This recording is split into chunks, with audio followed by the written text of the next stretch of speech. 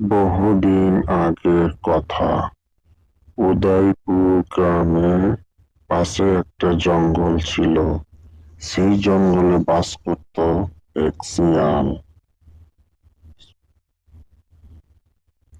কিন্তু শিয়ালকে অনেক ক্ষুধা লাগলো, তাই সে খাবারের খোঁজে বনের এদিক ওদিক ছোটাছুটি করতে লাগলো।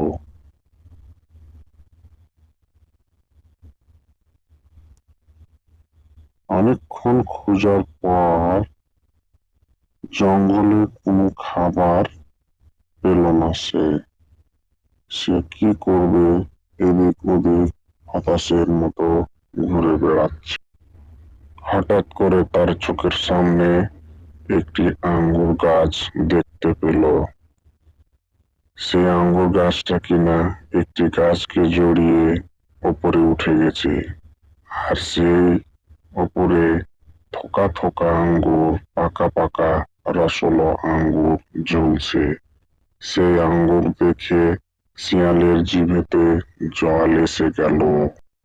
সে আঙ্গুর দেখে শিয়াল ভীষণ খুশি হলো। মনে মনে বলতে লাগলো, যাক, কিছু খাবার তো পাওয়া গেল। আঙ্গুর খাওয়ার জন্য সে গাছে লাফ দিতে লাগলো।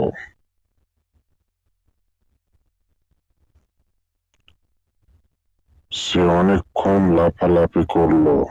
লাফাতে লাফাতে সে কিন্তু ক্লান্ত হয়ে পড়ল।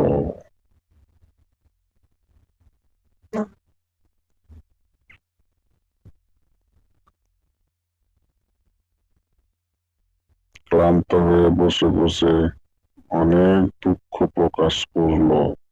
শিয়াল তো অনেক চালাক, তাই সে মনে মনে ভাবলো নিজের লজ্জা কিভাবে ঢাকা যায়।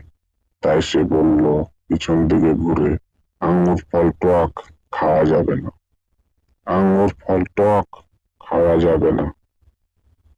কে খায় বলো তো এই আঙ্গুর? আমি খাবো না এই আঙ্গুর। আঙ্গুর ফল টক।